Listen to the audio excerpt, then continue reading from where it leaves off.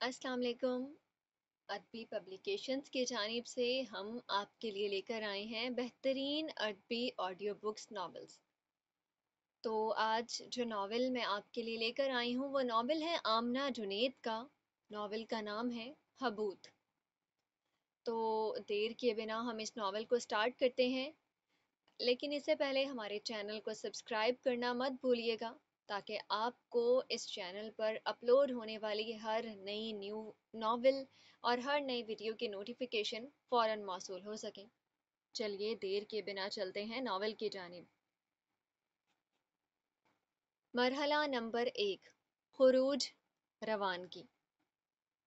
7 मार्च 2014, कवालालंपुर international airport, Malaysia. 11:15 PM, terminal 1। हर तरफ जिंदगी थी। हवा का रुख उस घंटे शुमाल से जुनूब की तरफ था। मध्यम लेकिन नम हवा। आसमान में पूरे दिन घने बादलों का पहरा रहा था और रात होते ही सारे तारे उनके पीछे रूपोश हो गए थे। ये कवालालंपुर में बहार का वक्त था, ही जब सुर्ख रंगे हैबक्स और इंडियन यास्मीन के फूलों की टोलियां हर घर के बाहर किसी थाल की तरह सजी होती। जब हवा में हर सांस के साथ एक ताजगी होती, ऐसी ताजगी जो जगा जाती, बहला जाती, किसी प्यारे की याद दिला जाती। ये समा था कवालालंपुर इंटरनेशनल एयरपोर्ट का, जहां उस लम्हे एक अलग ही दुनिया आबाद थी। खैर, उस लम्हे की क्या कहें। वहां हर लम्हे ही एक ऐसा जादू बिछा होता था कि जाने अनजाने में हर मुसाफिर उसकी हलचल का हिस्सा बन जाता।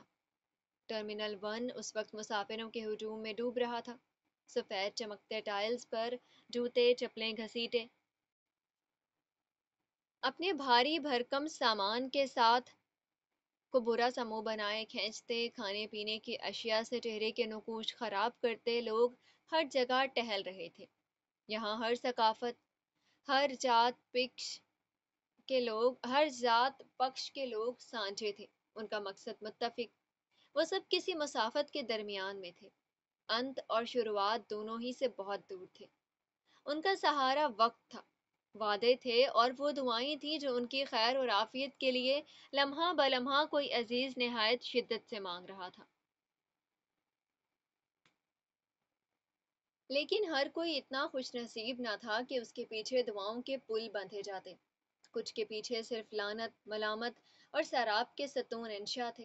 वो जो कहीं से भाग कर कहीं पहुंचना चाहते थे, बगैर किसी मंजिल की आस में, बगैर किसी के मुंतजिर। वो भी उन्हीं चंद बदबख्तों में से एक थी। सर से पैर तक उसका वजूद स्याह रंग के अबाए में मलबूस था। हल्की गंदुमी रंगत टर्मिनल की रोशनियों में पसीने से तमतमा रही थी।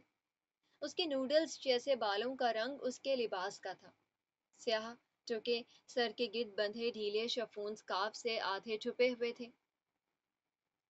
वो दरमियाने कदो कामत की लड़की थी, लेकिन उसकी चाल फुर्तीली थी। अपने साथ गहरे सुर्ख रंग का सूटकेस चलाती वो उसी लम्हे टर्मिनल के दरवाजों से दाखिल हुई थी। कंधे पर उसका सुनहरी जंजीर वाला पर्स झूल रहा था और पैरों में बगैर तस्मे के जूते जो माजी की किसी घड़ी में बिलाशुबा मरमरी सफ़ेद होते होंगे, लेकिन अब उनका रंग और शक्ल दोनों ही देखकर दुकानदार को चक्कर आ जाने थे।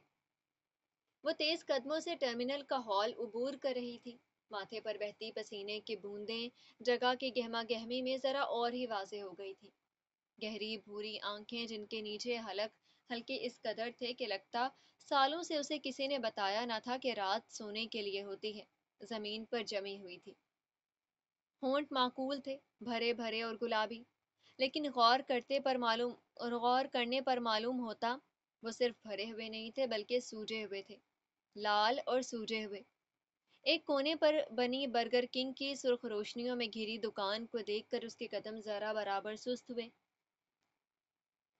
गहरी भूरी आंखों ने जगमगाती बत्तियों में रोशन दुकान के नाम से लेकर आसपास बैठे मुसाफिरीन तक सफर किया, जो कभी कागज में लिपटे बर्गर से निवाला तोड़ते, तो कभी हाथ में मौजूद कोका कोला की बोतल से घूंट बघूंट अपनी प्यास बुझाते। उसके पेट में भूख ने फिर एक गांठ लगाई थी। یہ سب سے کوئی چوتھی بار تھا، اور وہ بھی ڈھیٹوں کی طرح ہر بار اپنے جسم کے التجا کو دھتکار کر پیچھے کر دیتی۔ اس کے پاس کھانے کا وقت نہیں تھا، کھانے کے بارے میں سوچنے کا بھی نہیں تھا، اور وہ یہی کر رہی تھی، وقت ضائع۔ اچانک خود پر غصے کا ایک بے قابو غبار اٹھتا محسوس ہوا تو اس کی گرفت سوٹ کیس کے ہینڈل پر مضبوط ہوئی۔ اس نے سر جھٹکا۔ ایک بار یہاں سے نکل جاؤں گی، کھا لے گی برگر کنگ، کوئن رخ سب۔ وہ دوبارہ منزل کی جانب بڑھنے کے لیے اس نے قدم اٹھائے ہی تھے کہ کسی احساس کے تحت وہ ٹھٹک کر سنبھلی تھی۔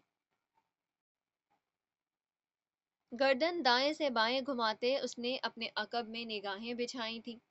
مسافرین، رش، شور، لاؤڈ سپیکر سے گونجتی اعلان کاروں کی آواز، جگہ جگہ رکھا لوگوں کا سامان، متحرک سیڑھیوں سے اوپر نیچے جاتے مسافرین، کھانے کی خوشبو، یہاں وہاں دوڑتے بچے، کوئی بھی اسے نہیں دیکھ رہا تھا۔ اس نے ایک بھاری سانس اندر اتارتے اپنا سر گرایا، عبائے کی آستین سے پیشانی پر چمکتا پسینہ صاف کیا۔ کوئی بھی نہیں، خود سے دہرایا۔ لاؤڈ سپیکر پر ایک اور بار اعلان ہوا تو اس کے کانوں نے پیغام کے ساتھ ہی اپنا الگ قدم طے کیا۔ ہڑبڑاہٹ میں اپنے اکلوتے سوٹ کیس کو ساتھ دھکیلتے اس نے رخ چیک ان کاؤنٹر کی جانب کیا۔ وہ پہلے ہی مقررہ وقت سے کافی تاخیر سے وہاں پہنچی تھی۔ اگر اب بھی پھرتی نہ دکھاتی تو اس نے کہیں کا نہیں رہنا تھا۔ جگہ ڈپارچر گیٹ، 11:57 PM۔ ساری مشقتوں اور پھرتیوں میں پون گھنٹہ لگانے کے بعد اب وہ کچھ مطمئن سی خارجی دروازے کی طرف روانہ تھی، جہاں سے اسے اپنی فلائٹ میں بیٹھنا تھا۔ گہری بھوری آنکھیں خوشی اور حتیٰ کہ تھوڑے بہت سکون میں ٹکٹ کو تک رہی تھی، جہاں اس کا اور فلائٹ کا نام درج تھا، Malaysian airlines, flight MH370۔ Zubia Yamin. اس نے ہاتھ میں پکڑے ٹکٹ کو تہ لگائی۔ برسوں پہلے مردہ ہوئی خود اعتمادی اس کے اندر موجوں کی صورت جاگ رہی تھی۔ ایک عرصہ ہوا تھا اسے بھولے کہ اپنا کام کیسے کرتے ہیں، کیسے کسی اور کے نقش قدم ناپنے کے بجائے اپنے پتھر آپ ہٹاتے ہیں۔ زبیہ یمین، جو کبھی کسی سے پانی کا ایک گلاس تک نہیں مانگتی تھی، اپنی ہر چیز خود کرنے کی عادی تھی، اپنی زندگی بغیر کسی پابندیوں کی جیتی تھی، چار لوگوں کے درمیان اپنا نام تک بتانے میں ہچکچانے لگی تھی، لیکن اب نہیں۔ ایک ہفتہ پہلے بیتی رات کے بعد ماضی اور حال کے درمیان وہ خود لکیر کھینچ چکی تھی، اور زبیہ اپنا حال یا ماضی نہیں، وہ اپنا مستقبل تھی۔ وہ مستقبل جسے وہ اپنے ٹوٹے قلم اور خشک ہوئی سیاہی سے حرف بحرف زندگی دے گی، وہ مستقبل جسے وہ یہ فلائٹ لے کر یقینی بنائے گی۔ ہال میں پہنچ کر اس نے ایک خالی بینچ دیکھی تو فوراً سوٹ کیس کو ساتھ لگاتے وہیں ڈھہ گئی تھی۔ اب بورڈنگ کا انتظار تھا۔ وہ دونوں ہاتھ چہرے تک لے کر گئی اور چہرے پر چسپاں گیلے بالوں کو پیچھے ہٹایا، اسکارف کو ذرا سلیقے سے باندھا جو گہما گہمی میں سرک کر زیر ہونے کو تھا۔ اس سارے عمل میں اسے وہ احساس ایک بار پھر ہوا، دیکھے جانے کا احساس۔ ریڑھ کی ہڈی میں ایک سنسنی اتری تو زبیہ نے گردن آہستہ سے موڑتے اپنے پیچھے دیکھا۔ ٹرمینل میں پھرتے لوگ اس کی گہری جانچتی نظر سے غافل تھے، ایک ایک سوائے اس کے۔ زبیہ کا دل اس کے حلق تک اچھلا اور وہ یک ٹک دور کھڑے نامعلوم شخص کو دیکھتی رہی۔ وہ واقعی اسے ہی دیکھ رہا تھا، کوئی اندیشہ نہیں تھا۔ اس کا قد 6 فٹ کے ہندسے سے ذرا اوپر تھا، قامت دبلی لیکن راسخ۔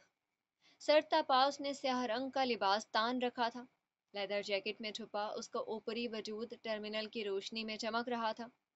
وہ زبیہ کی نظروں سے ترچھا ہوا کھڑا تھا، برگر کنگ کے سٹال پر کوہنی ٹکائے۔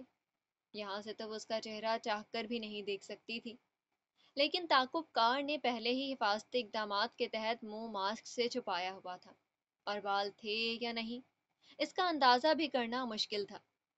سر پر بیس بال کیپ جو تھی۔ زبیہ نے جھٹکے کے ساتھ چہرہ موڑا، دل پھٹ کر باہر آنے کو تھا۔ اپنے سوٹ کیس کو قریب کھینچتے اس نے اپنے اندر ہی اندر آیت الکرسی کا ورد شروع کیا۔ اس کا اعمال نامہ اسے کیسے ڈسنے آئے گا یہ سوچ سوچ کر ہی وہ پچھلے ایک ہفتے کے عرصے میں خود کا آدھا دماغ ضائع کر چکی تھی۔ اگر اس کی موت کسی نقاب پوش تعاقب کار کے ہاتھوں ہونی تھی تو بہتر تھا کہ وہ خود کو آپ پولیس کے آگے کر دے۔ اسے تھوڑے فاصلے پر نشست چند مہینے کے بچے کو سینے سے لگائے ایک عورت گھونٹ بگھونٹ سنکوئک کی بوتل سے جوس پی رہی تھی۔ بال ڈھیلے پونی میں تھے اور بچہ نرم کمفرٹر میں لپٹا تھا۔ زبیہ نے ایک پل کے لیے سوچا کہ اگر وہ اس عورت سے مدد مانگے تو کیا وہ اس کی مدد کرتی؟ شاید ہاں، شاید نہیں، لیکن وہ کسی سے مدد نہیں مانگ سکتی تھی، کیونکہ مدد مانگنا اپنی صورتحال مزید خراب کرنے کے مترادف تھا۔ اس نے اس عورت کا چہرہ دیکھا تھا، کتنا سکون تھا وہاں۔ کیا وہ اس لیے تھا کیونکہ وہ ماں تھی؟ کیا زبیہ اسی لیے محروم رہی تھی اس امن سے کیونکہ وہ ماں نہیں بن پائی تھی؟ بھوری آنکھیں کسی خمار میں ڈوبتی گئیں، انگلیاں اس کی ہتھیلیوں کے اوپر دائرے کھینچتی گئیں۔ کوالالمپور ایئرپورٹ کی بھگدڑ میں اچانک ایک اور آواز شامل ہو گئی تھی۔ زبیہ نے دانت پیس کر اسے خود پر حاوی ہونے سے روکا، مگر وہ اس کے ضبط سے کہیں زیادہ قوی تھی۔ سنسان راہداریاں اس کے منظر میں ابھریں اور پھر ایک ساتھ کئی سارے رونے کی آوازیں۔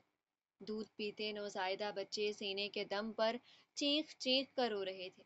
اس کے دل میں چبھن اٹھی اور اس نے سوٹ کیس کے ہینڈل کو پکڑ کر قریب کھینچا، مگر وہ آنکھیں نہیں کھول پا رہی تھی۔ ہاں پرجوش تھی، ایسی کہ اس کی اپنی سانس روک دے۔ یکایک سفید دیواریں اس کی بصارت سے غائب ہو گئیں۔ ان کی جگہ ایک اور منظر واضح ہوا، دھندلا، ناکافی۔ اس کے کانوں میں پانی کے بہنے کی آواز آ رہی تھی، کپکپاتی انگلیاں، چڑھتی سانسیں۔ اس نے خود کو کسی دیوار کے ساتھ ٹکتے محسوس کیا، کوئی باہر دروازہ پیٹ رہا تھا۔ اس نے کراہ کر سر دیوار سے ٹکایا اور جب ہی اس کی نظر اپنے گرد بنتے سرخ تالاب پر بنی، اس کی ٹانگوں کے درمیان سے ڈھیروں خون رس رہا تھا۔ اس نے چیخنے کے لیے منہ کھولا ہی تھا کہ سب دھواں ہو گیا۔ وہ حال میں تھی، کوالالمپور ایئرپورٹ کے ٹرمینل 1 میں اپنی فلائٹ MH370 کے انتظار میں۔ اس نے بے ضابطہ سانسیں بحال کی، چہرے سے نمی پہنچی۔ جرم اور ناکامی کے بادل پھر سے اس کے اوپر سیاہ ہوئے۔ اپنی نظریں ہاتھوں تک گراتے اس نے زبان کی نوک سے ہونٹ تر کیے۔ آہ، وہ اب بھی سوجے ہوئے تھے، اور اس جلن کے ساتھ ہی اسے یاد آیا کہ قصور اس کا نہیں تھا، صرف اس کا نہیں تھا۔ خواتین و حضرات، یہ بیجنگ چین کے لیے ملائیشیا ایئر لائنز کی پرواز MH370 کی ابتدائی بورڈنگ کال ہے۔ ہم تمام مسافروں سے گزارش کرتے ہیں کہ وہ بورڈنگ کے لیے گیٹ C1 پر آ جائیں۔ جیسے ہی اعلان کار کے الفاظ اس کے کانوں میں پڑے، زبیہ تیزی سے اپنا سامان سمیٹتی کھڑی ہو گئی۔ وہ گیٹ پر پہنچی تو پہلے ہی ایک طویل قطار اس کے منتظر تھی۔ بورڈنگ پاس اور دیگر دستاویزات ہاتھوں میں سنبھالتی وہ تیز قدموں سے قطار میں شامل ہو گئی۔ جب اس نے ساری چیزوں کو ترتیب دے دی تو ایک پر اطمینان نگاہ سامنے ڈالی۔ اس کے آگے کم از کم 7 لوگ اور تھے۔ دانتوں کے بیچ ہونٹ کو دباتے اس نے سر یہاں وہاں گھمایا۔ صد شکر کالے سراپے میں ملبوس شخص اب کہیں نہیں تھا۔ لیکن ایک اور منظر اس کی سانس اٹکا گیا۔ زمین نے جیسے ہچکولے کھائے۔ گہرے نیلے کوٹ اور سفید بٹن شرٹ پر مشتمل وہ اپنے یونیفارم میں ملبوس تھا۔ بازو کے ساتھ ہی پائلٹ کی مخصوص ٹوپی بھی پھنسا رکھی تھی۔ اپنے ہم قدم ساتھی پائلٹ کی بات پر وہ مسکراتا ہوا سنتا جا رہا تھا۔ اس کے ہر قدم میں سلیقہ تھا، ہر لفظ میں مہارت۔ گہرے بھورے بال ماضی کی طرح چھوٹے کر کے ماتھے سے پیچھے کو جمے ہوئے تھے، لیکن شیو بڑھی ہوئی تھی۔ زبیہ نے خود کو بمشکل کھڑا رہنے پر مجبور کیا تھا۔ اس کے پیروں سے جان نکل رہی تھی، گھٹنے کمزور پڑ رہے تھے، لیکن وہ اسے دیکھے گئی۔ وہ وہی تھا، ویسا ہی تھا۔ ہر مسکراہٹ کے ساتھ اس کے گال پر واضح ہوتا وہ آدھا چاند، ٹرمینل کی روشنیوں میں دمکتی اس کی ہلکی ہیزل آنکھیں، اور ہاتھ ہلا ہلا کر اپنا نقطہ منوانے کی عجیب عادت۔ زبیہ کو اپنی سانسیں رکتی محسوس ہوئیں۔ اس نے نظریں نیچے کرتے اپنی انگلیوں کو آپس میں مروڑا۔ ایئرپورٹ کی دیواریں اس کے اوپر تنگ ہو رہی تھی۔ وہ کہاں بھاگے، کہاں اپنا منہ چھپائے؟ پھر اچانک اس کے ذہن میں خیال آیا تو اس نے کمر اکڑائی۔ وہ کیوں بھاگے؟ اس نے کیا کیا تھا جو اتنا قبیح تھا؟ وہ کیوں منہ چھپائے؟ زبیہ نہیں تھی جو وعدے نہیں نبھا سکی تھی، وہ تھا۔ بھوری آنکھیں زمین سے اٹھاتے اس نے ایک مستحکم نگاہ سے اس کی طرف دیکھا تھا، اور اسی لمحے نیلے کوٹ میں ملبوس شخص نے بھی کسی احساس کے تحت اس کی جانب گردن موڑی تھی۔ ان کی آنکھیں ملی تو ساری روشنیاں مدھم پڑ گئیں، ساری آوازیں دم توڑ گئیں۔ हेजल आंखों में पहले तो उलझन के रंग ढले, फिर शनासाई और आखिरकार हैरत। लेकिन जबिया का अपने तासुरात पर मुकम्मल काबू रहा। कितार आगे बढ़ी तो वो चेहरा फेरते सबके साथ 2 कदम आगे आई। अब के उसके आगे बस 2 लोग और थे। उसने दोबारा उसके जानिब देखने की कोशिश भी नहीं की थी। खुदाया, एक यही पायलट रह गया था पूरे मलाइशिया में। अगरचे वो देख नहीं रही थी, लेकिन नीले कोट में मलबूस आदमी अब उसी कितार की तरफ बढ़ रहा था। चंद लम्हात कब्ल वाली नरमी उसके चेहरे पर ढूंढे से भी नहीं मिल सकती थी। अबरू सख्ती से भिंजे हुए थे, गहरी आंखें सारे नूर से खाली थी। उसके साथी पायलट, जो उससे उम्र में खासा सीनियर नजर आते थे, उससे कुछ कहकर वहां से वापस मुड़ गए थे। और अब वो अकेला चेकअप काउंटर के अमले के साथ खड़ा बातचीत कर रहा था। हाथ जेबों में थे और टोपी सर पर।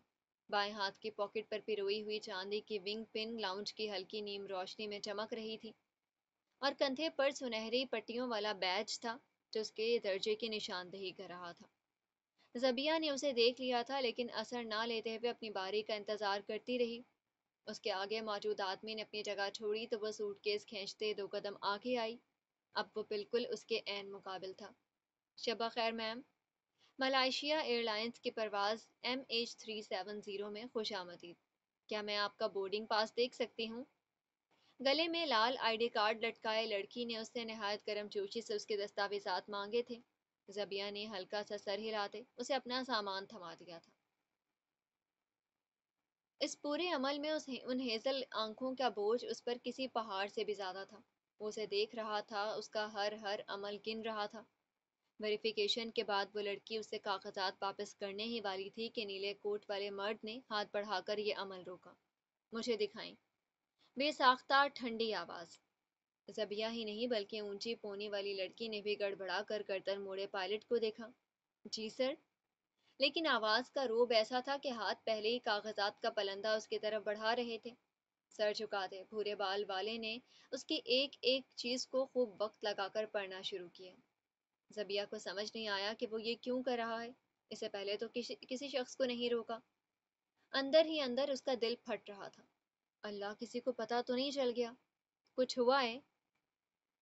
उसने अपना वजन एक से दूसरे पैर पर मुंतकिल किया। आंखों में बेचैनी और शक के बादल तैर रहे थे। हेजल आंखों ने एक लम्हा उसे देखा, फिर वापस सर गिराकर पड़ती गईं। Security checking. जबिया की परेशान नजरों ने उससे लेकर उसके हाथ में कैद अपने वीजे तक सफर किया। वो इतना गौर से हर चीज पढ़ रहा था कि अगर कुछ मसला नहीं भी होता तो भी निकल आता। मुझसे पहले तो किसी को नहीं रोका। वो ज्यादा देर खामोश नहीं रह सकी। हालांकि वो ज्यादा बोलने वाली नहीं थी। हालांकि उसे लड़ाई झगड़ों से होल उठता था, कुछ था उस शख्स की मौजूदगी में जो उसे अजीब कर देता था, हमेशा से। आपसे पहले कोई इतनी मशकूक हालत में भी नहीं आया। नजरें उसके सुर्ख हुए होंठ और बेढंगे से अबाए तक गईं। दोबारा मोहर लगवानी होगी। उसका बोर्डिंग पास उसकी तरफ बढ़ाते उसने ऐलान किया। जबिया की तो सांसें ही बंद हो गईं, आंखें फैलती चली गईं। हैं? दोबारा मोहर लगवाने का मतलब था 10 मिनट या इससे भी ज्यादा की वॉक, एक और कितार में लगना, 10 और गालियां खाना, पसीने में और शराबूर होना, और सबसे मजे की बात, फ्लाइट भी मिस कर देना, क्योंकि बोर्डिंग में अब बस आखिरी 25 मिनट रहते थे। ऐसे कैसे? उसने अपना पास उसे छीनते उसे जांचा। सब ठीक तो है? आप दोबारा देखें प्लीज, मैं वापस कैसे जाऊंगी? उसने रुख लाल आईडी कार्ड वाली लड़की की जानिब किया। आप बताएं ना, सब ठीक नहीं है क्या? मगर वो लड़की मजबूर सी अपने साथ मौजूद शख्स को देखकर होंठ सिए खड़ी रही। नीले कोट वाला अब एक कदम आगे आया। आप बातों के बजाय अगर मोहर लगवा लाएं तो आपके लिए भी आसानी होगी और हमारे लिए भी। क्या कह रहे हैं आप? 25 मिनट रह गए हैं। मुझे वहां पहुंचने तक की फ्लाइट उड़न छू हो जाएगी। दिमाग तो ठीक है तुम्हारा राबे? आखिरी फिक्रा कहने का ना तो उसका कोई इरादा था, ना ही सुनने की राबे की तैयारी। और क्योंकि वह जुमला कहते उसकी आवाज मुकाबलतन तेज थी, लाल आईडी कार्ड वाली लड़की और जबिया के पीछे खड़े लोगों ने भी ये सारी कार्रवाई खुले कानों से सुनी थी। चंद सानिये वो उसे देखता रहा, लेकिन हेजल आंखों में चुभन सी उठी। जबिया शर्मिंदगी से एक सांस भरती रह गई। उसने पलकें झपकी और उसे दोबारा मुखातिब किया। आई एम सॉरी, लेकिन मैं वापस नहीं जा सकती। ये तो ज्यादती है। मैंने सारी चीजें चेक करवाई हैं, आप मेरे साथ चले। मैं मैडम, राबे ने बात काटी। अब वो फिर से वही था, सख्त कठोर, बेरहम। मैं कहीं नहीं जा सकता। ये फ्लाइट मुझे उड़ानी है, आपको दोबारा मोहर लगवानी होगी। उसने एक लापरवाह निगाह अपने घड़ी बंधे हाथ में कैद जबिया के पासपोर्ट पर डाली। मुझे तो ये भी फोर्ज लगता है। जबिया के पीछे खड़े लोग अब मशगूल लेकिन अपनी बारी के इंतजार में बेचैन हो रहे थे। में की कर उनके आपस में करदा सरगोशियां जबिया के कानों में पड़ी तो उसे अपना आप कोयलों पर दहकता महसूस हुआ। गंदमी रंगत अताब और तनाव से लाल पड़ रही थी। वो शख्स इंसानियत के सारे नाते भूल चुका था। उसने जबड़ा कसते राबे को घूर कर देखा। अब आप बदतमीजी कर रहे हैं। हरीफ ने जवाबन शाने उचकाए थे। मैं अपना काम कर रहा हूँ। जबिया एक कदम आगे आई, इतना कि वो उसकी आंखों में बनते अपने अक्स को बखूबी देख सकती थी। जब बोली तो आवाज आधे सेकंड के लिए लर्जिश का शिकार हुई और फिर रूह की तरह साकिन। मुझे नहीं लगा था कि मैं कभी तुमसे और नफरत कर सकती हूँ। वो सांस लेने को ठहरी और राबे की सांसें ही ठहर गईं। लेकिन मुझे आज तुमसे घिन आ रही है। उस लम्हे उसकी आंखें बदली थी। जबिया को लगा जैसे उनमें नमी भी झलकी थी। वो चंद सानिया उसे ऐसे ही देखता रहा। होंठ कुछ कहने के लिए खुल बंद हुए लेकिन अल्फाज न थे। मुकाबिल ग्रे उसके हाथ में एक अजीब सी कपकपाहट तारी हुई थी लेकिन कोई हरकत ना पेश हुई। मुसाफिर की भूरी आंखों से नजर चुराते राबे ने 2 उंगलियों के इशारे से करीब खड़े वर्दी में मलबूस एक गार्ड को बुलाया था। जबिया ये सारा अमल आंखों में ढेरों शुबा लिए देखती रह गई थी। उसे किसी पर भरोसा नहीं था और कैप्टन राबे आदम पर तो बिल्कुल नहीं। जी सर। राबे को सलाम करने के बाद गार्ड बुलाए जाने की वजह से मतलूब कर रहा था। राबे ने एक ठंडी सांस भरते थोड़ी से जबिया के सूटकेस की तरफ इशारा किया। इनका लगेज चेक करें। एक एक चीज, एक एक जेब अच्छे से। कितना अच्छे से किया है इसका फैसला मैं करूंगा। मोहर ना सही इतना तो कर ही सकते हैं। गार्ड ने सटपटाकर राबे को देखा, फिर साथ खड़े काले अबाए में मलबूस मुसाफिर को। कोई भी उसके चेहरे के तासुरात से भांप सकता था कि ये एक गैर मतवक्के हुक्म था। 1 मिनट। जबिया फौरन आगे आई थी। उसके सब्र का पैमाना लबरेज हो चुका था और दिल बंद होने के दहाने पर था। अपने सूटकेस को तो वो मरकर भी उसे हाथ ना लगाने दे। उसके अंदर नहीं, नहीं। जबिया ने खुद से भी ये बात तस्लीम नहीं की। ये हो क्या रहा है? पहले मुझे सिक्योरिटी लाइन में इतनी देर रोका गया, मेरे वक्त की कदर नहीं, और अब आप मेरे सामान में हाथ डालेंगे। उसकी आंखों की सफेदी सुर्खी में तब्दील हो रही थी।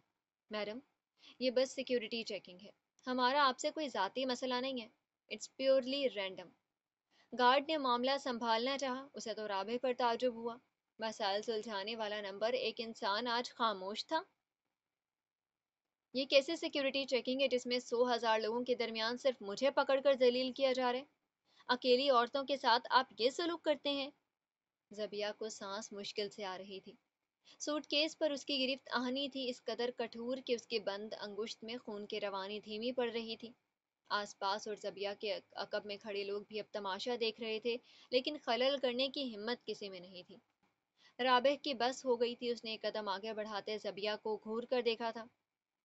आपको हमारे हिफाजती इकदाम से मसला है, हमारे तरीक़ेकार से मसला है। अथॉरिटीज़ को बताएं, मुझे नहीं। रही बात चेकिंग की, तो मेरे पास पूरा हक है अपने मुसाफिरीन के सलामती लाजिम करने का। वो रुका, लंबी मुड़ी हुई पलकें झपकी। आप समेत। जबिया को लगा था उसके पास बहुत अल्फाज थे, लेकिन अब वो चुप थी। राबिह ने गार्ड्स को आगे बढ़ने का इशारा किया था। इस बार उसने रोकने की कोशिश भी नहीं की थी।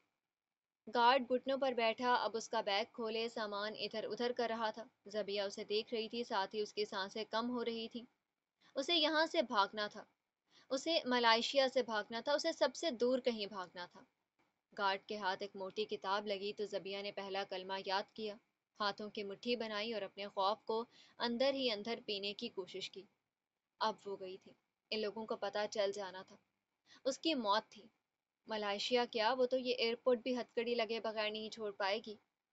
5 मिनट्स क्राफ्ट्स वालों, अल्लाह अलग से हिसाब लेगा तुम्हारा। Beep beep beep. Metal detector चीख रहा था। जबिया का दिल किया वो भी चीखे। बंद आंखों से उसने जमीन फटने की दुआ की थी और आहिस्ता से कलाइयां आगे बढ़ा दी। लगा दो हथकड़ी, दे दो मुझे फांसी। दिल गमगीन था, हवासों पर हार की सदाएं गूंज रही थी। बस यही था उसका फरार।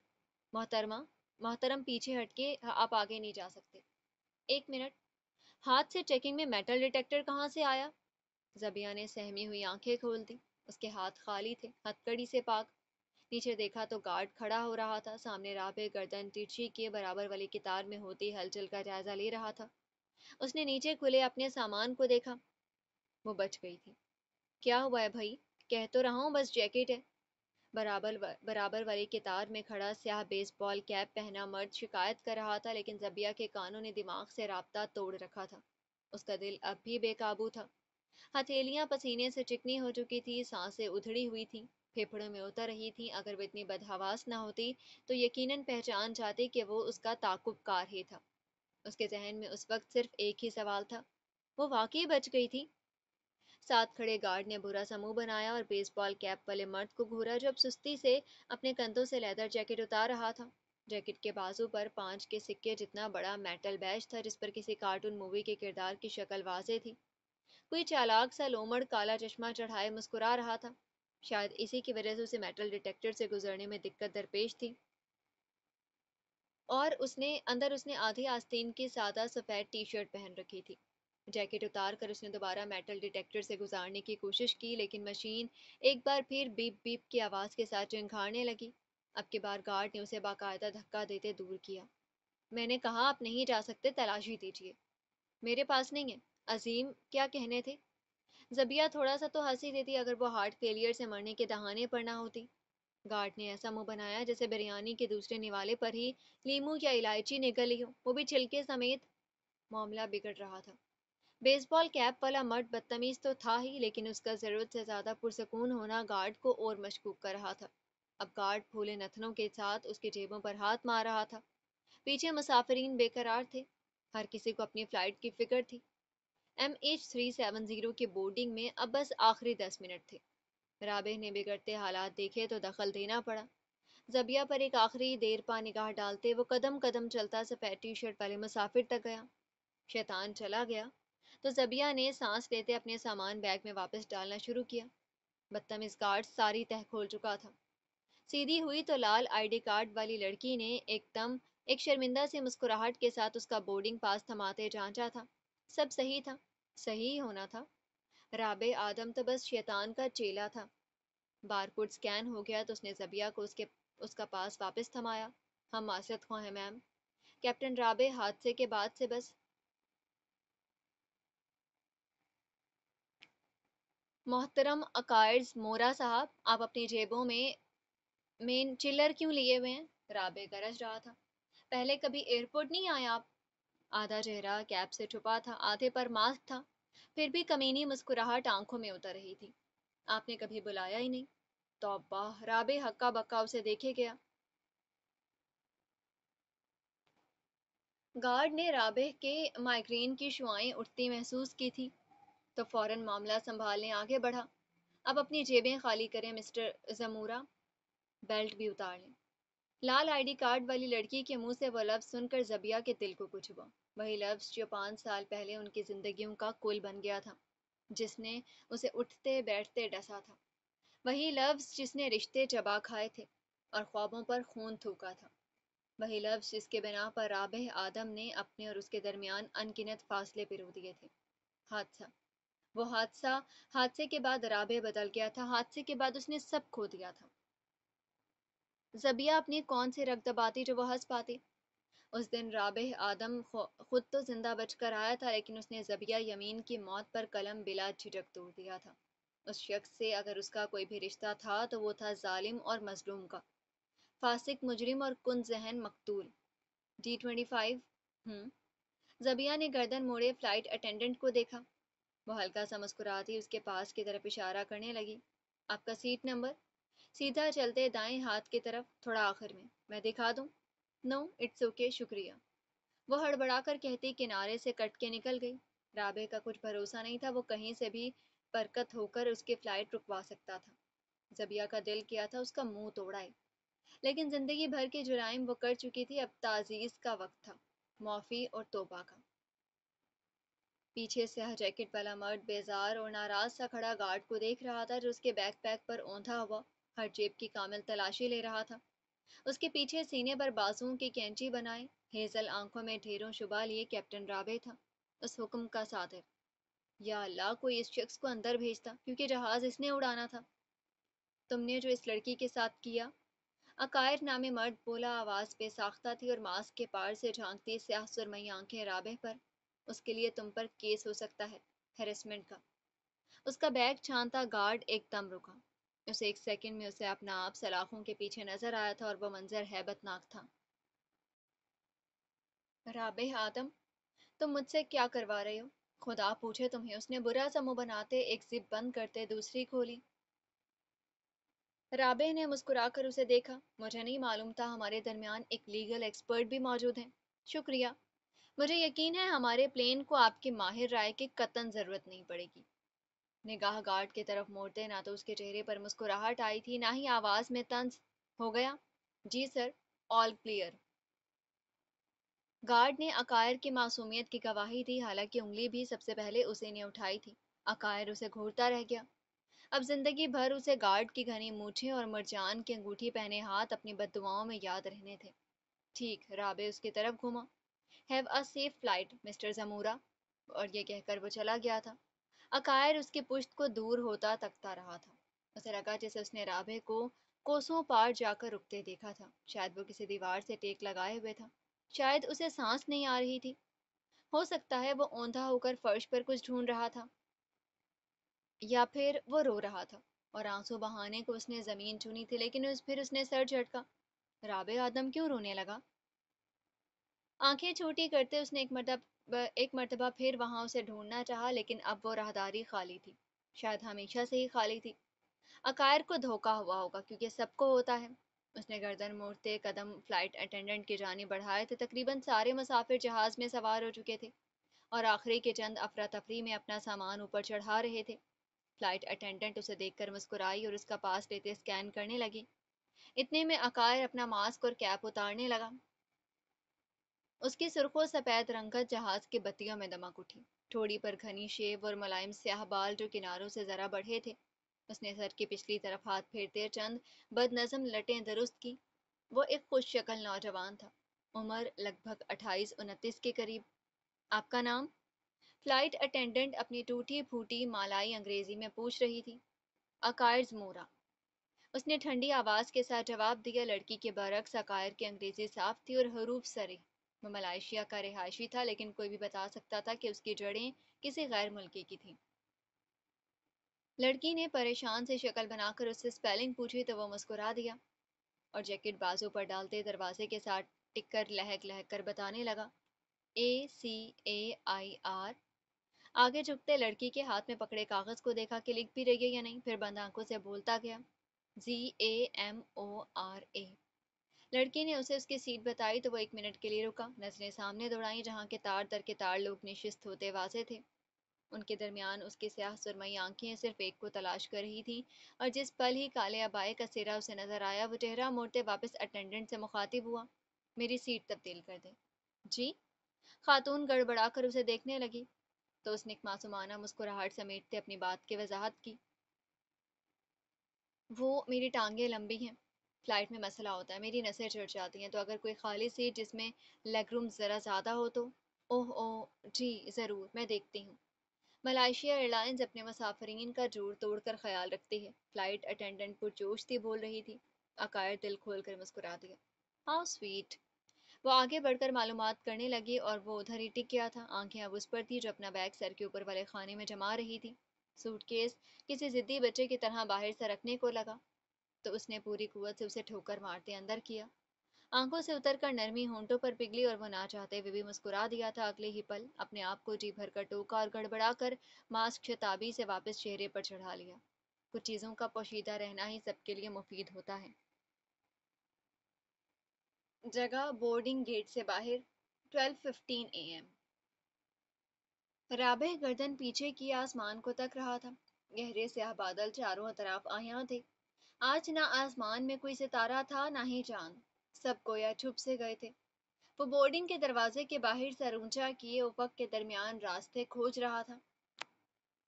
اس کا ساتھی پائلٹ اسامہ عامر اپنی بیوی کی 2 کالز اگنور کرنے کے بعد تیسری اٹھانے ذرا دور تک گیا تھا۔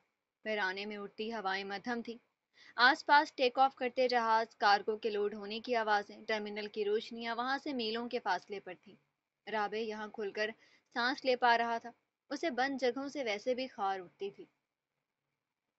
اسامہ اس سے عمر میں بلا شبہ بڑا تھا، لیکن ایئر لائنز کا کوئی بھی فرد بلا جھجک یہ کہہ سکتا تھا کہ کامیابی کے پہاڑ سر کرنے میں اور اس پھرتی کے ساتھ کرنے میں رابع آدم کا نام سر فہرست تھا۔ 22 سال کی عمر سے شروع ہوا اس کا کریئر صرف اونچائیوں کی نظر ہوا تھا، وہ ہر درجہ، ہر مقام پر ایک مثال رہا تھا۔ ملائیشیا ایئر لائنز کا قابل ترین پائلٹ رابع آدم، اور پھر اس کے سوانح کے سمندر میں تیرتی محرم راز لہروں کے درمیان ایک غیر کنکر نے غوطہ لگایا۔ اس کی بلند نظری کی کشتی اپنی زمین سمیت ڈگمگا گئی تھی، اور کہانی نے وہ موڑ کاٹا تھا جس کے آگے زمانے سنسان پڑ گئے۔ اس پل رابع آدم اندازہ نہیں کر سکتا تھا کہ وہ ساحل سے بھٹک چکا تھا۔ بادلوں میں کس کو ڈھونڈ رہے ہو؟ اسامہ کال ختم کر کے اب اس کی جانب قدم بڑھا رہا تھا۔ رات کی ٹھنڈی ہوا سے اس کے سیاہ سفید کھچڑی نما بال ماتھے سے پیچھے اڑ رہے تھے۔ اس نے بھی رابع جیسا یونیفارم تان رکھا تھا، سفید شرٹ، نیلا کوٹ، البتہ اس جیسی قامت اس کے پاس نہیں تھی۔ رابع نے اسے دیکھا اور کچھ سوچ کر ہلکا سا مسکرا دیا۔ میں سوچ رہا ہوں شادی کر لوں۔ اسامہ اس کے قریب آ کر رکا، آنکھوں میں حیرت تھی اور چہرے پر افزوں ہوتی مسکراہٹ۔ نہ کرو، تم میرا پوپٹ بنا رہے ہو۔ رابع ابرو اٹھائے مسکراتا رہا تھا۔ اسامہ نے ڈرامائی سانس خارج کی اور پھر اسے انگلی دکھاتا دائیں بائیں جھٹکنے لگا۔ مجھے پتا تھا، یہ فقط طیاروں کی پجاری نہیں بلکہ صنف نازک کو دل دے بیٹھے اس کمبخت محبوب کی نظر ہے، لیکن ایک بات میری کان کھول کر سن لو کپتان، اگر اس بار میرا دل توڑا تو الگ سے ساتے کی دعوت لوں گا تم سے۔ ساتے ایک مالائی پکوان ہے جس میں مرغ یا گوشت کو گرل یا میرینیٹ کر کے پینٹ ساس کے ساتھ کھایا جاتا ہے۔ رابع ہنس دیا، گال پر آدھا چاند واضح ہوا، آسمان کے چاند کو شاید اسی نے گرویدہ کیا تھا۔ نہیں، اس بار ارادہ پکا ہے۔ اسامہ کو تو بہت مزہ آ رہا تھا۔ رابع آدم اپنی لو لائف پر روشنی ڈال رہا تھا، وہ بھی بغیر پوچھے۔ ایسا دن روز روز کہاں آتا تھا بھلا؟ تو میں نورین کو بولوں لڑکی دیکھے، کچھ بتا رہی تھی وہ ہفتہ پہلے کسی رشتہ دار کی بیٹی ہے اس کے۔ اسامہ جیبوں میں ہاتھ ڈالے فوری رشتہ ڈھونڈنے لگ گیا تھا، اور وہ ساتھ کھڑا مسکرائے جا رہا تھا۔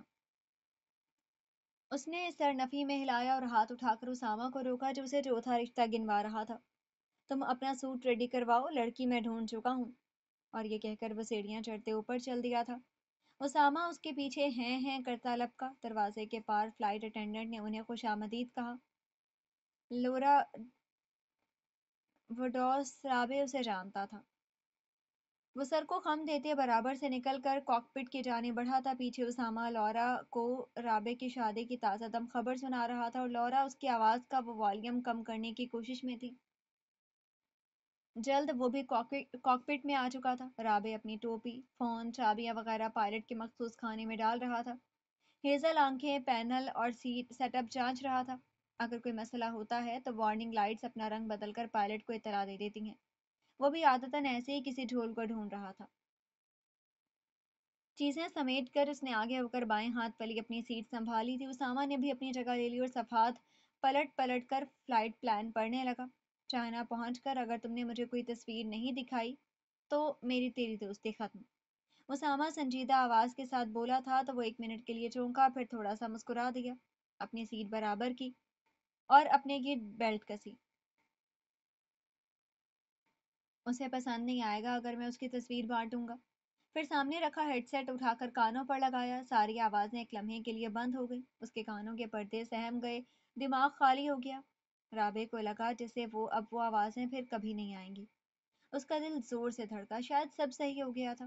5 سال پہلے چلا طوفان سمٹ رہا تھا، شاید وہ ماضی کے اس عذاب سے نکل آیا تھا، اور پھر سکوت کا بچھا تخت ایک آواز کے ساتھ پلٹا۔ وہ آواز کہیں باہر سے نہیں آئی تھی، وہ رابع آدم کے ہوش و ہوش میں آتی ایک ہی کلکاری تھی جس سے اس کے کان تو غافل رہ سکتے تھے لیکن اس کا دماغ نہیں۔ ہنسی، ایک معصوم ہنسی جو ٹھنڈی ہوا کے جھونکوں کی طرح اس کے کان کی لو کو چھو کر گزر جاتی، اپنے بھولے بھالے کہکہوں سے اس کے روح کے ذرے ذرے کو سال دیتی۔ ہیزل آنکھوں کے سامنے ایک منظر دھندلا رہا تھا، وہ اس کے حواسوں پر قابو چاہتا تھا، اسے اپنے ساتھ ماضی کی اس آزاردہ گھڑی میں لے کر جانا چاہتا تھا جہاں سے مخروج اسے کبھی حاصل نہیں ہوا تھا۔ اس نے سختی سے آنکھیں میچ لی تھی۔ ساتھ بیٹھا اسامہ ریڈیو فریکوینسی درست کرتے اس سے کچھ کہہ رہا تھا لیکن وہ کچھ نہیں سن رہا تھا، سن ہی نہیں پا رہا تھا۔ ہنسی کی آواز اس کے کانوں سے ہو کر کندھوں پر چڑھ رہی تھی، ہر کہے کے ساتھ اور تیز اور ہنگم اور بھی زیادہ خوش، اور یہاں اس کی سانس اٹک سی گئی۔ ابھی وہ منظر اب پہلے سے زیادہ تیزی سے ہوا میں جذب ہو رہا تھا، رابع کی ہتھیلیاں ٹھنڈی ہو رہی تھیں اور چہرہ دہک رہا تھا۔ اس نے ہاتھوں کی مٹھی بنا کر خود کو قابو کرنا چاہا لیکن اس کے آس پاس سب بہہ رہا تھا اور وہ اس خون شار میں اوندھے منہ ڈوب رہا تھا۔ ایک جھٹکے کے ساتھ وہ سیدھا ہوا۔ اسامہ نے گردن موڑ کر اس پر ایک نگاہ ڈالی لیکن شاید اس کی اندرونی جنگ کا اندازہ نہ ہوا۔ کاش ہو جاتا۔ رابع بمشکل کپکپاتی انگلیاں نیویگیشن پینل تک لے گیا تھا۔ ایک تو بٹن سیٹ کرنے کے بعد اس نے ہیڈ سیٹ کے ساتھ لگا مائک درست کیا اور ہونٹوں کے قریب لایا، شہادت کی انگلی سے کنارے پر لگا سوئچ آن کیا۔ اگلے الفاظ جو کاکپٹ میں گونجے وہ اس کے اپنے تھے۔ Ground Malaysian 370 good morning, Charlie 1 requesting push and start. اس نے طیارے کی جگہ اور روانگی کے لیے ضروری مخصوص تیاری کی اطلاع دی۔ دوسری طرف گڑگڑاہٹ ہوئی۔ اسامہ فریکوینسی چیک کرنے کے لیے آگے ہوا۔ رابع ہیڈ سیٹ کے اوپر انگلیاں لگائے اس کے جواب کا انتظار کرنے لگا اور پھر اے ٹی سی نے اس کی بات کی تصدیق کی۔ Malaysia 370 Lumpur ground good morning, push back and start approved, runway 32 right, exit through via Sierra 4۔ اجازت مل چکی تھی۔ رابع مائک میں حامی بھر کر سیدھا ہوا۔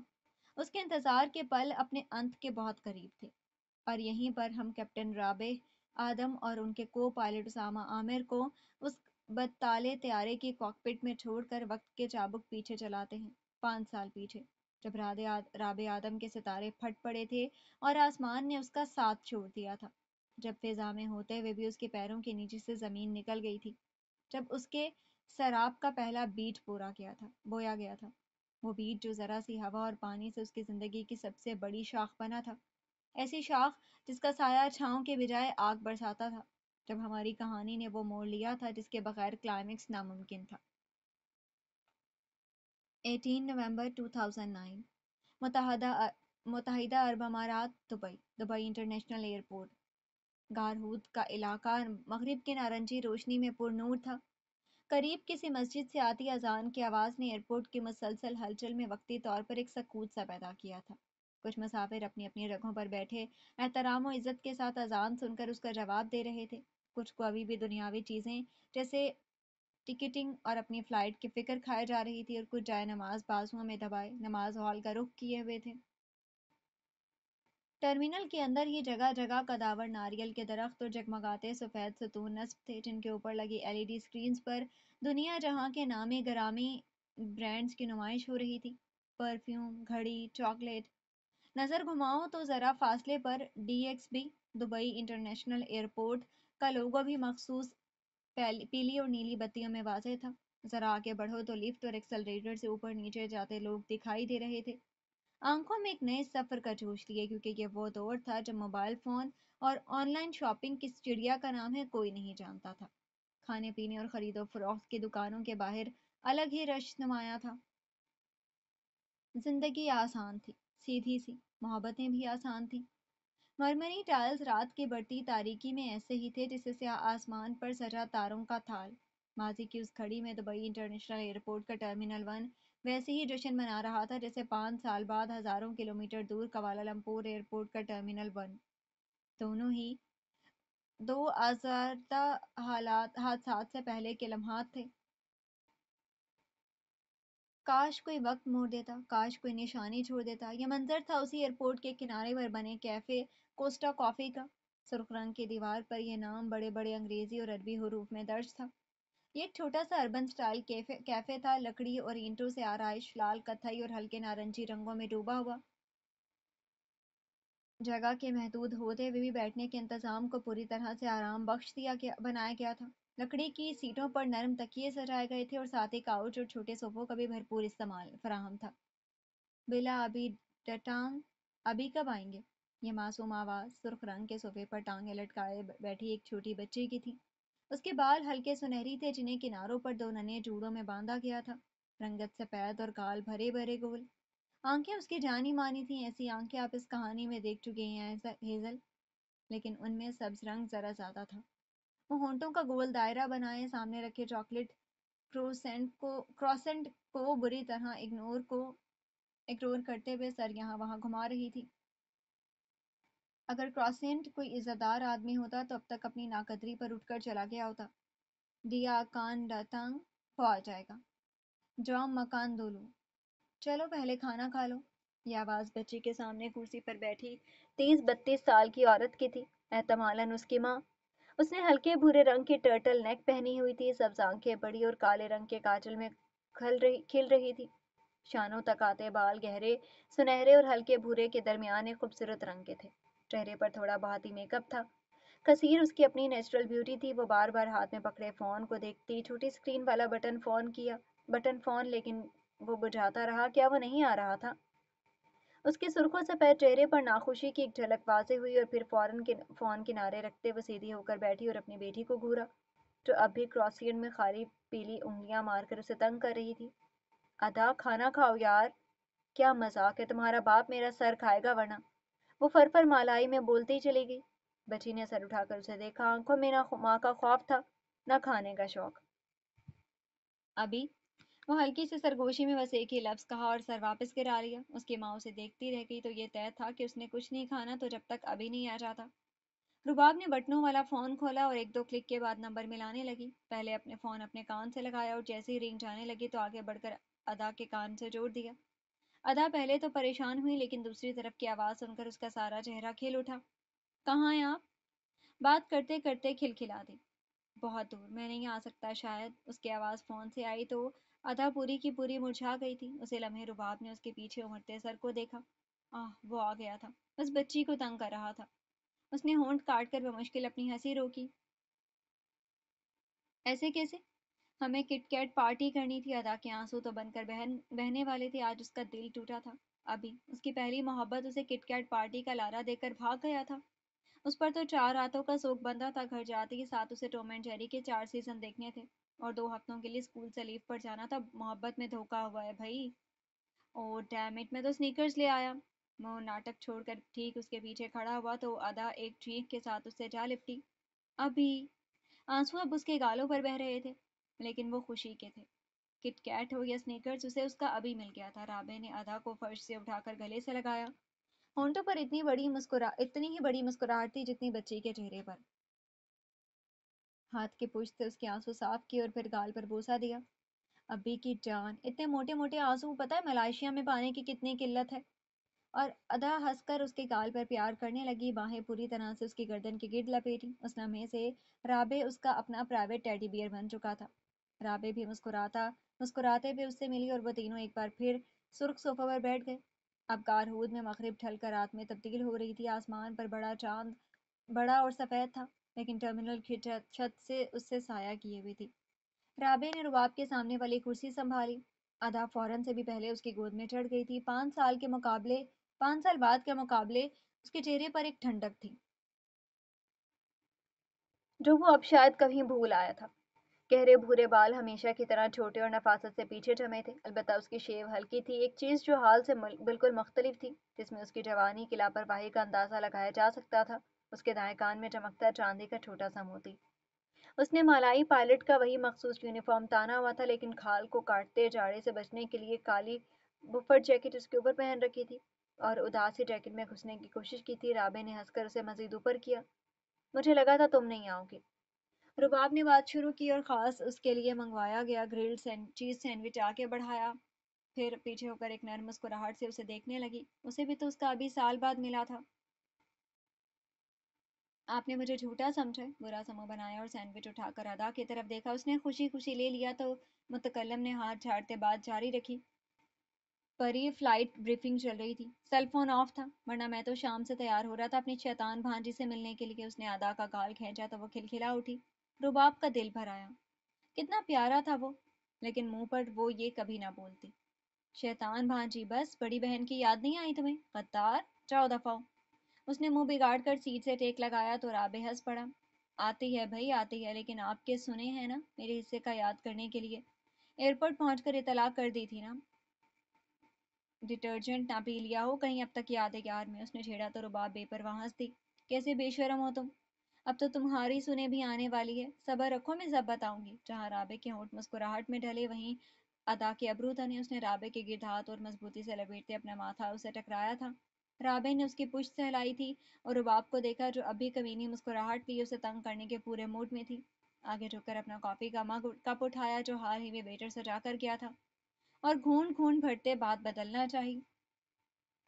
مرتضی بھائی کیوں نہیں چل رہے؟ لیکن رباب بھی اس کی آدھی ماں تھی، اس کی رگ رگ سے واقف۔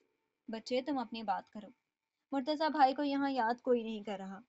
دان دکھاتے اپنا کپ اٹھایا اور ہاٹ چاکلیٹ کا سپ بھرا۔ باتیں ہو رہی ہیں ہونے والی منقوہا سے۔ توبہ، رابع ہنس دیا، میں شریف مرد ہوں، چھوٹی انگلی میں پھنسی چاندی کی انگوٹھی کو مروڑا۔ رباب نے ہاں کی آواز کے ساتھ ہنسی دبائی۔ سیدھا سیدھا کہو، منہ نہیں لگایا زبیہ نے۔ رابع منہ کھولے اسے دیکھے گیا۔ آپ کو شک ہے مجھ پر؟ فون دیکھیں میرا، ایک کال نہیں کی اسے میں نے۔ رباب کے چہرے کے تاثرات بدلے اور وہ ٹیک چھوڑ کر سیدھی ہوئی۔ واقعی اللہ رابع تو آدم تم کتنے بونگے ہو، کال کر دیا کرو یار اسے، پتہ تو ہے زندہ بھی ہو یا ٹپک گئے ہو۔ اب اتنی بھی کوئی سختی نہیں ہے، اچھا لگے گا اسے کہ تم نے اسے یاد رکھا ہو، وہ اسے سمجھانے والے انداز میں بتا رہی تھی۔ رابع کچھ دیر اسے دیکھتا رہا، پھر کچھ دیر سمجھ کر سر ہلاتے وہ پیچھے ہوا۔ اس نے ادا کے کنڈے پر ٹھوڑی رکھی۔ ویسے کی تھی میں نے ایک دو بار۔ رباب چونک کر ہنس دی۔ دیکھا مجھے پتا تھا، بالکل سیدھے نہیں ہو تم۔ اس نے اپنے دفاع میں ہاتھ اٹھائے تھے، مزے نہیں کر رہا تھا، اماں کا کال نہیں اٹھاتی، زبیہ کا گھر ایک گھر چھوڑ کے بس اماں سے بات کرنی ہوتی ہے فلائٹ سے پہلے۔ شور شور، رباب نے آنکھیں گھمائیں۔ چند منٹ اور وہ لوگ ایسی باتیں کرتے رہے، کبھی رباب اس کو چھیڑ دیتی تو کبھی وہ اس کی ٹانگ کھینچتا، پھر وہ دونوں ادا کی اسکول کے قصے سننے لگے۔ رابع نے تو ساتھ مل کر کسی 5 سالہ فاطمہ کی خوب غیبت کی۔ توبہ، اس کا گناہ تو الگ ہی انہیں۔ اس میں جب آدھے گھنٹے سے اوپر گزر گیا تو وہ لوگ اعلان کاروں کے الفاظ کا خاص خیال رکھتے کھڑے ہو گئے۔ رابع نے اس کا ہینڈ کیری اور باقی سامان اٹھایا تو رباب اش اش کرتی اس کا کندھا چومنے لگی۔ وہ ہنس کر اسے دور ہٹانے لگا۔ مرتضیٰ سے شادی کے بعد رباب آدم ملائیشیا سے UAE شفٹ ہو گئی تھی۔ شروع میں یہ تبدیلی اس کے لیے مشکل تھی، حد سے بھی زیادہ، اور وہ پورا دن رابع کے ساتھ فون پر چپکی رہتی۔ ان دنوں میں رابع ہی اس کا ایموشنل سپورٹ تھا، وہ ایموشنل سپورٹ جو 10 منٹ کال سننے کے بعد فون دور رکھ کر اپنی پڑھائی میں مصروف ہو جاتا اور ہر 30 سیکنڈ بعد ایک اچھا اور نہ کریں بول کر اپنی جان چھڑوا لیتا۔ جس دن رباب کو یہ راز معلوم ہوا تھا، اس دن کی دھلائی رابع آدم کبھی نہیں بھول سکتا تھا۔ اس کی چھوئی ہوئی بہن میں کتنی قوت تھی، اس کا بہت قریب سے اندازہ ہوا تھا اس کو۔ آج وہ لوگ ملائیشیا جا رہے تھے۔ ادا کی موسم سرما کی چھٹیاں شروع ہو گئی تھی اور رباب تو رہتی ہی ہوا کے گھوڑے پر سوار تھی۔ اور بھی زیادہ جب اسے معلوم ہوا اس کی غیر موجودگی میں اکلوتے بھائی کی شادی کی تاریخ پکی کر دی گئی تھی۔ مرتضیٰ ہر بار کی طرح اس بار بھی اپنی ایجنسی میں مصروف تھا۔ نہیں بھائی، جاسوس نہیں تھا، کوئی ایڈورٹائزنگ ایجنٹ تھا، غریب سا۔ سو اس نے بیوی اور بیٹی کی ٹکٹ کروا دی تھی، البتہ رباب کو زبان دی تھی کہ وہ بھی کام ختم کر کے جلد ہی ادھر ہوگا۔ زبان دینی پڑی تھی ورنہ رباب کھینچ لیتی تھی۔ رابع ایک روزمرہ کی کمرشل فلائٹ سے دبئی آیا تھا۔ جب معلوم ہوا کہ بہن اور بھانجی بھی اسی کی فلائٹ میں کے مسافر ہونے والے ہیں تو فون پر ہی رباب سے فلائٹ سے پہلے ایک کیفے میں ملنے کا پروگرام بنا لیا۔ ویسے بھی فلائٹ کے دوران وہ ان سے مل نہیں سکتا تھا، پائلٹ اور مسافرین کے تو بورڈنگ گیٹ بھی الگ الگ ہوا کرتے تھے، لیکن یہ فلائٹ اس کے لیے خاص تھی، صرف اس لیے نہیں کہ اس کی بہن اور بھانجی پہلی بار اسے بطور پائلٹ اتنا قریب سے دیکھنے والے تھے، نہ ہی اس لیے کہ اس کے شادی کے بریک پر جانے سے پہلے آخری فلائٹ تھی، بلکہ اس لیے کہ آج رابع آدم کی زندگی میں ایک اور بہت خوبصورت بدل آنے والا تھا۔ آج کے دن رابع آدم فرسٹ آفیسر سے کیپٹن بننے والا تھا۔ ٹرمینل ہال سے رباب کا ہاتھ تھامے گزرتی ادا کی ہیزل آنکھیں جوش اور تجسس میں ٹمٹما رہی تھی۔ وہ ہر اعلان کان لگا کر سنتی اور نئی سیکھی ABC سے اشتہار پڑھنے کی کوشش کرتی، البتہ اس کی ماں ہر جگہ سے تیزی سے اس کا ہاتھ پیچھے کھینچتے نکل جاتی، کوئی جو ہیڈ لائن اس کی ماں اسے پوری پڑھنے دے۔ رابع ان دونوں کے پیچھے سوٹ کیس کھینچتا چل رہا تھا۔ اس کا اپنا تو کوئی سامان نہیں تھا کیونکہ وہ ایک ملک سے دوسرے ملک دنوں کے حساب سے جانے کا عادی تھا، البتہ رباب اپنا آدھا گھر اٹھا کر لے آئی تھی۔ وہ لوگ ٹرمینل کے دروازوں کے پاس سے گزرے تو ادا رک کر اندھیری رات میں دور کھڑے جہازوں کی طرف اشارہ کرنے لگی۔ یانگ مانا ساتو یانگ آبی ٹی رینگ، ابھی کون سا والے ڈراتے ہیں؟ रबाब ने मुस्कुरा कर बेटी को देखा और उसके बाल सहलाए। हमारा अभी सब उड़ाता है, वो सब कर सकता है। राबे पीछे बैठ खड़ा मुस्कुरा दिया। नॉट ट्रू, मुझसे कागज वाले आज तक नहीं उड़ते। उसकी बात पर अदा जोर से हंसी थी। मैं सिखा दूंगी, इट्स सो इजी। अदा की मासूमियत पर रुबाब और राबे ने दोनों ने हथियार डाल दिए थे। राबे उसके करीब आया और सूटकेस किनारे छोड़कर घुटनों पर बैठा, माथे पर से उसके बाल हटाए और दोनों नन्हे हाथ अपने हाथों में थामे। अब मुझे जाना होगा गुड़िया, नरमी से कहा। अदा उसे देखने लगी, फिर माँ को और फिर वापस उसे। जबिया के पास। रुबाब की कोक तो उसके गले में ही फंस गई थी और वो औंधे होकर हंसने लगी। राबे होंठ दबाए सुर्ख पड़ने लगा। तौबा, बच्चे भी कैसे होते हैं। नहीं बेटे, बमुश्किल खुद पर काबू पाया था। और उसका गाल छुआ। फ्लाइट अभी ने उड़ानी है, हम एयरपोर्ट पर मिलेंगे दूसरी तरफ। तो जबिया के पास नहीं, उसकी सुई तो वहीं पर अटकी थी। राबी ने बहन को देखा, बहन ने महसूस से मुस्कुराहट के साथ शाने उचकाए। नहीं, इतना मुश्किल क्यों था ये कहना। राबे अपनी शक्ल भी नहीं देखना चाहता था। चुकंदर बन गया होगा उसका तो। नहीं, जबिया के पास नहीं। अदा ने समझ कर सर हिलाया, फिर नानों के घर मिलेंगे। रुबाब ने उसका कंधा थपका, इससे पहले ही चलो, अब अभी को बाय बाय कह दो। अदा ने उससे गले मिले और राबे ने उसकी पेशानी चूमी, फिर रुबाब और अदा को उनके गेट के करीब छोड़कर वो वापस जाने को मुड़ गया। दुबई एयरपोर्ट के कोने कोने में रश था, हर जगह लोग ही लोग। राबे आदम राबे अब कदम कर यू चेक पॉइंट की तरफ बढ़ाए हुए था, जहां आम मुसाफरीन की तरह फ्लाइट क्रू की भी सिक्योरिटी चेकिंग की जाती है। वो रास्ते में ही था जहां आम मुसाफरीन की तरह फ्लाइट क्रू की भी सिक्योरिटी। वो रास्ते में ही था जब जेब में रखा उसका फ़ोन थरथराया था। उसने हाथ डालकर काले डब्बे जैसा अपना फ़ोन थामा और स्क्रीन ऑन की। नाम पढ़ते ही लबों के गोशे पर एक खूबसूरत मुस्कुराहट से ताबा हो गई। जबिया। शुक्र खुदा का, रुबाब चली गई थी, वरना एक मिनट न लगता उसे राबे की आंखों की चमक पकड़ने में। मलाइशिया से एक आया पैगाम एक सतर पर मुश्तमिल था। अंग्रेजी में लिखे अल्फाज पढ़ते राबे का दिल जोर से धड़का था। You are coming back today, right. सादा जुमला, लेकिन राबे पता नहीं क्यों मुस्कुराने लगा था। सीने में गरमाइश सी घुली, बदन हल्का सा महसूस होने लगा। जबिया ने उसे मैसेज किया था। इसका मतलब उसने उसे याद किया था, और याद किया था तो इसका मतलब है कि उसने उसके बारे में सोचा भी था। वो भी उसके बारे में सोचती थी। राबे को बेइंतहा बच्चों जैसे खुशी हुई थी। एक सतून के साथ रुककर उसने अंगूठे से बटन दबाए। अंग्रेजी के 3 हरूफ, यस। फिर रुका, जबान से होंठ तर किए और कुछ सोचकर अगला जुमला तरतीब दिया। कुछ ले आऊं, इस बार मालाई में लिखा। पेशकश जरूरी थी, क्योंकि एक अच्छा मंगेतर इतना तो पूछ लेता है। वह एक लम्हे के वक्फे के बाद फोन बंद ही करने वाला था जब फोन की स्क्रीन एक बार फिर जगमगा उठी। इतना जल्दी जवाब। राबे खुशगवार हैरत का शिकार हुआ। क्या लाएंगे, सामने से सवाल। राबे इस बार पूरी तरह मुस्कुरा दिया था। बेदहानी में नाक को छूते हुए उसने जवाब सोचा, फिर वापस लिखने लगा। देख कर फरमाइश करना, पेचक नहीं मिला मुझे। भेज कर उसे लगा जवाब फौरन ही आ जाएगा, लेकिन दूसरी तरफ खामोशी छा गई थी। राबे को लगा उसने कुछ गलत कह दिया है। वो परेशान सा होकर माजरत का पैगाम सोचने लगा जब स्क्रीन दोबारा चमकी। आपकी गुर्बत का ख्याल है मुझे, बेफिक्र रहें, कुछ नहीं मांगूंगी। कैप्टन राबे आदम खुद ही आ जाएं तो पूरा टीटीडी खुशी मनाते हैं। टीटीडीआई खुशी मनाते हैं। टीटीडीआई कवालालंपुर का एक कम दर्जा मतवसत इलाका है जिसका पूरा नाम तमांतुन डॉक्टर इस्माइल है। राबे हंस दिया। वो वाकई फ़ोन पर ज़्यादा बोलती थी, सामने देखकर तो छुपती छुपाती रहती थी। पूरे टीटीडीआई में जबिया यमीन भी शामिल है, सबसे अव्वल। राबे ने नज़र उठाकर अपने आसपास देखा था। बत्तियां, रश, लाउडस्पीकर से आती आवाज़ें, इधर उधर दौड़ते बच्चे, और उनके दरमियान खड़ा वो। उसने रुक कर एक गहरी सांस खारिज की और फ़ोन वापस जेब में डाल दिया। चेक पॉइंट तक जाते उसके लबों पर एक मुस्कुराहट चमकी थी। अदा को बचपन से उसने सिखाया था कि झूठ बोलना गुनाह होता है, लेकिन आज उसने उससे झूठ बोला था, पहली दफ़ा। वह जबिया के पास ही जा रहा था, क्योंकि कहीं और जाने का तो वो सोच भी नहीं सकता था। जी तो डियर लिसनर्स, कैसा लगा आपको आज का पार्ट। मुझे उम्मीद है आपको पसंद आया होगा। कमेंट सेक्शन में ज़रूर बताइएगा, अपनी राय का इजहार ज़रूर कीजिएगा, ताकि हम अपने कंटेंट में मज़ीद बेहतरी ला सकें। फिर हाज़िर होंगे नेक्स्ट पार्ट के साथ, तब तक के लिए इजाज़त दीजिए। शुक्रिया, अल्लाह हाफिज़।